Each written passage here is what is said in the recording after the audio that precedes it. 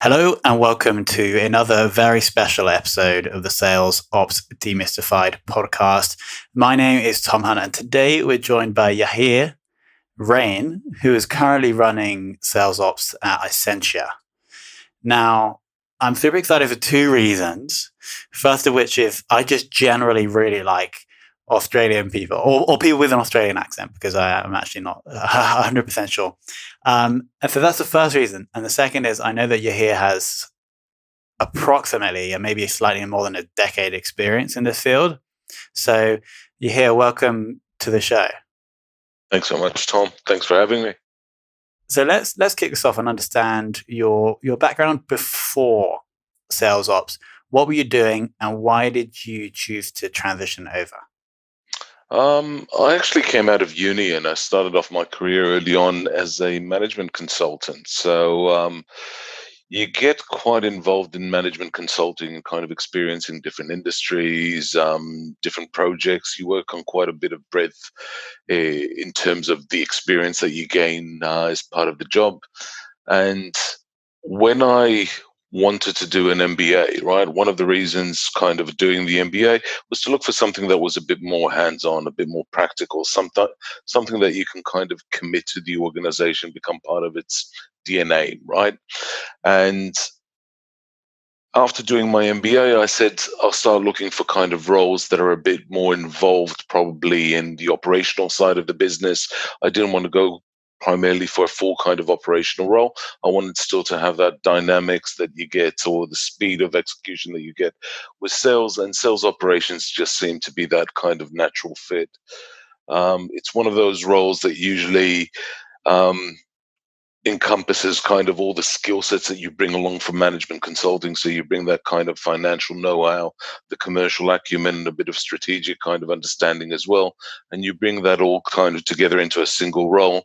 And that's really the focus of what, or at least that's what the purpose of what I was looking for kind of after a post-MBA stint was. So we're looking at just over a decade in the game. What has changed in the world of sales ops since you started out? Speed, right? So one is systems definitely are evolving a lot faster and they're being embedded in organizations quite a lot faster. When I started off, you used to go through kind of ERP changes every now and then. The organizations were relatively stable for a period of time, and you used to go through revolutionary changes once every 5, 6 years. It seems that it's becoming a bit more rapid. Everything's a bit more accelerated now in the industries. The technologies are changing nearly annually, right? So you need to kind of adapt and adopt a lot faster. The experience that you gain around systems has to be even broader than what it was before, and the speed in which you need to work along with the sales team is a lot faster than what it used to be. They need to be trained faster, they're moving quicker, there's more staff turnover than what you had in the past, and the industry in general, right, is just seems to be a bit more competitive and a bit faster. So you just need to keep up with the pace. And whereas in the past we could sit back and learn probably new systems, new roles as they were happening, what we're seeing right now in the industry is you nearly need to learn as you kind of embed, right? So you've got to be extremely agile and extremely flexible in terms of your approach. And you also need to have a real thirst for just learning, right? Because you constantly learn in these types of roles. And on that note, could you share a little bit more about the current tech stack that you're running? So CRM is kind of the base, right? So you start with any kind of CRM solution. Right now we're working with Salesforce, but in the past I've also worked with systems like Siebel, SAP, and NetSuite. It's definitely that kind of trying to create that center of the organization around that CRM, or CRM sitting around the organization. You do usually have an ERP piece somewhere involved, although we're not really immersed in that. It does impact the role quite a bit. So there's a bit of know-how that you need to bring in terms of ERP solutions, and then definitely some visualization tools like Power BI or Click, or using even Tableau today is starting to become a must in this type of role. And like anybody else, right, Excel is your best friend in this role, so you've got to bring that along with you anywhere. Yeah, I actually have a background in management consulting, and that's the thing that I took away. I think one of the most useful thing I took away was Excel skills. So I assume you've been developing them since you left uni. Absolutely, honing them, right? So I still remember my first lesson in uni when they introduced me to Excel, and I went, "Wow, this is quite an amazing thing." And 20 years on, just about, I'm still learning. So it just shows you the scope of the tool, and it's absolutely amazing what you can do with it. And I can't imagine actually doing anything without it. Yeah.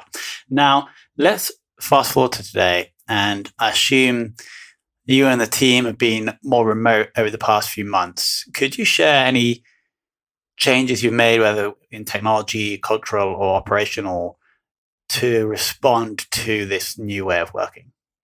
Yep. So I've got my team spread geographically quite kind of fast, and even in Australia, most of my team is not sitting in Sydney where I sit. I've got teams sitting in WA and in Victoria, and so quite a distance away. So we're already used to working remotely, and we were used to working remotely before COVID hit us. I've also got quite a big team sitting in Manila as a support function for billing and for account support as well. The biggest challenge that we had immediately when COVID hit is, like any team in Manila, is the surprise of the immediate shutdown that we had over there, and the fact that we needed to wake up the next morning and actually face the new reality where hardware was scarce, the access to the internet services was quite limited, and we had to kind of bring a lot of that workload back on shore in the short term until Manila could actually ramp up. A few good things that happened to us probably before COVID just kicked in. We just moved the entire organization into G Suite, and that definitely eased the transition when COVID hit us. We were already used to doing quite a bit of hangout meetings. We were getting quite into the rhythm and the pace of using all the collaborations within G Suite. So that was already starting to be embedded. And it was really just getting the people with access to hardware and to the internet connections that they needed in order to bring us back to 100% capacity. Um, so we haven't adapted too much in terms of the way we work. It's just all of a sudden just getting used to having mainly our Manila team working from home, and at the same time kind of having these regular face to faces kind of through hang or only through hangouts. Um, the other piece around it was also around the level of engagement that we needed to have with those teams as well. So the intensity of the engagement has definitely increased. We're now looking at more and more of these meetings. We still have our daily stand-ups every day, and that's definitely something that we might look at keeping. But all in all, we are back to 100% capacity. We've adapted quite quickly. It took us maybe about 2 weeks to turn around everything from working from home, closing down the offices, getting the hardware to the people, and making sure that everybody's able to access the systems. That took us maybe about 2 weeks to do. Nice, relatively fast. Have Yeah. the your targets or objectives changed over the past few months? Yes, absolutely. So the focus has definitely moved from a longer term projects into the immediate needs. There's still a focus around product design, product development. Anything that's customer facing is still going to be key and core into what we develop. But other solutions that are not a must, that are not defined as an essential piece, an immediate piece, have definitely been delayed. So we've seen projects that have been part of our key kind of goals and key objectives just stretch out in terms of their delivery. Sales wise, from a commercial perspective, we've actually held to the numbers that we had before. And coming from an industry that looks at media monitoring, we are built for crisis management. So we did have, at least as much as we were impacted from COVID and a lot of the businesses going struggling and going into a freeze period, we've also seen some real good spending coming from government, and we've managed to balance that out quite well. So short term, we've managed our objectives quite okay, within reason. There's not been too much of a deviation from what we said initially that we'd achieve, but we are seeing more and more probably long-term impacts of COVID as we see that crisis piece start dying down for us. Over the past few weeks, we've spoken to 100 sales leaders around the world to understand the impact of COVID-19 on revenue.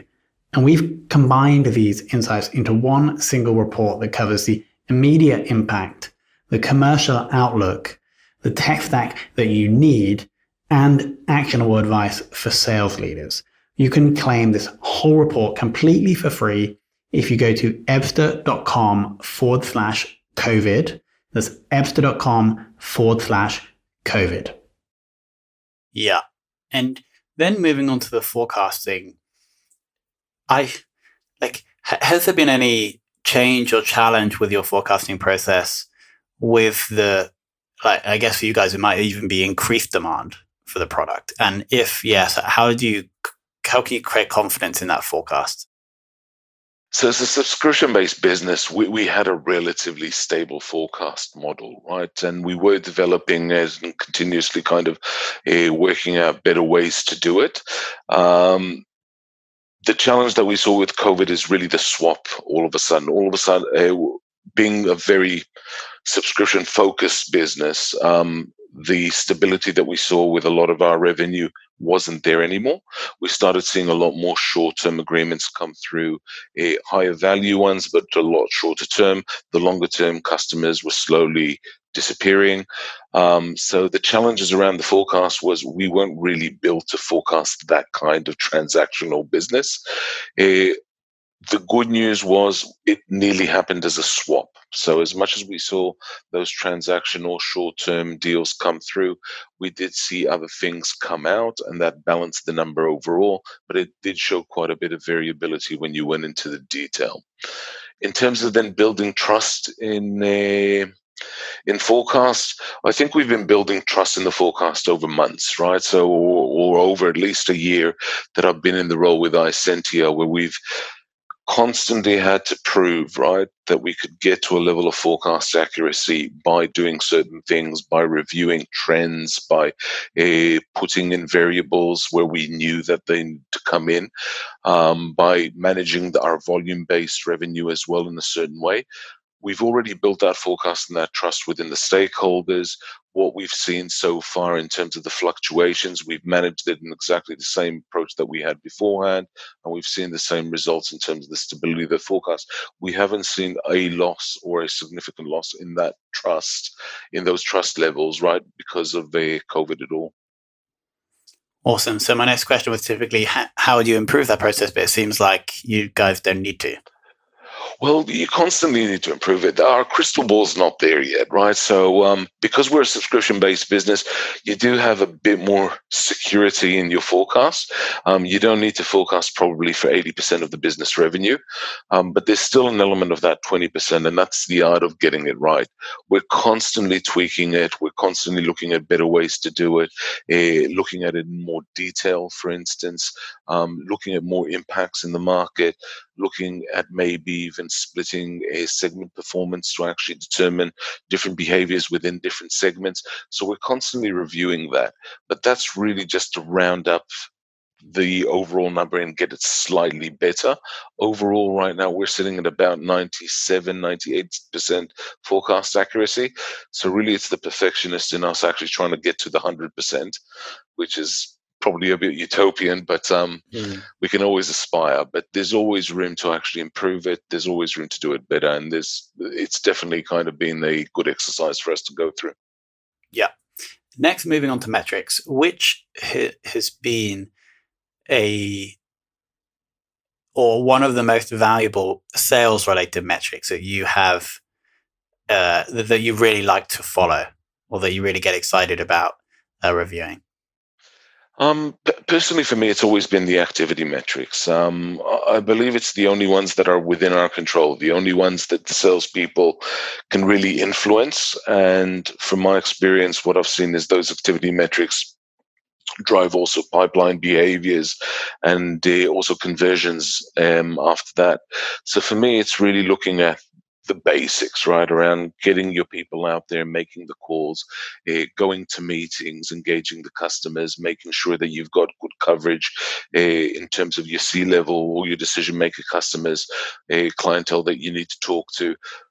That for me nearly drives everything after that. So when we try to talk to conversion rates or getting your pipeline in or improving your performance to revenue, for me, it's all starting from the activity based metrics. Makes sense. So the amount of emails sent or the amount of calls made. Absolutely. Meetings taken. Yes, those ones. Yeah, and I assume nothing. Those didn't change throughout the virus. Like they still held their value just as they would do for the last 10 years. 100%. So we haven't changed any of the targets around those. They're still there. They still sound, even in the days of Zoom and Hangouts, they're still the critical ones for us to follow. Awesome. Now on to the two most important questions. So who, in your whole career related to sales ops, has taught you the most? It is an interesting question. I did have to think about it quite a bit. There's definitely two influences in my life, and for different reasons that I've focused on. My dad's always been a key influence for me. He's the person that got me into consulting to begin with, and that's kind of developed a lot of the strategic thinking that I bring into sales operations today. Um, Consulting as a whole, right, teaches you just how to think about a problem, right? How to approach a solution. Sometimes not to fear a big kind of hairy audacious problem, right? But just to step into it, break it down into very simple form and just kind of work through the bottlenecks until you get through it. That's proven quite useful then when I took it into sales operations, because you bring that into systems implementation or into change management. That really helps as a foundation. So that's definitely been key to a lot of the projects that I've delivered so far, and it's been really a foundational piece for me in terms of what I've delivered in sales operations. The second one is actually a manager that I had not long ago and still a very good friend. And for me, the one thing that he introduced to me is the step away from the technical solution and the focus on or balancing the technical solution that you deliver alongside the change management piece. And he was definitely an advocate for change management across the board for success of anything. So the simple view that he had in mind and the simple view that kind of he used to share in everything that he did was really around a good outcome is usually delivered by not only a great technical solution, but really great change management. And my focus really moved away from not just doing the good kind of behind the scenes, getting the systems right, getting the processes to work, but really focusing as much energy on anything to do with training, onboarding, any kind of hand holding that goes after that. And he's definitely kind of influenced me all through and through until this very day. When I start a project, I still divide the page into two, where I focus on what needs to be delivered and how I'm going to manage the messaging behind it. Amazing. I've actually never heard that structure before, but I'm going to steal that. So it's on one side, what we're trying to deliver, and then another half of the page is just focused on how to communicate that. 100%. Amazing. Cool. And then final question, and it may be someone that you do or don't know that's related to sales ops, would you love to take for lunch? It's an interesting one. I do have to say, I don't know a lot of great sales ops people in the field, and that's maybe not because there aren't any. It's just in Australia, maybe it could be. It's just not as big a market as the US, so maybe that's definitely influencing that.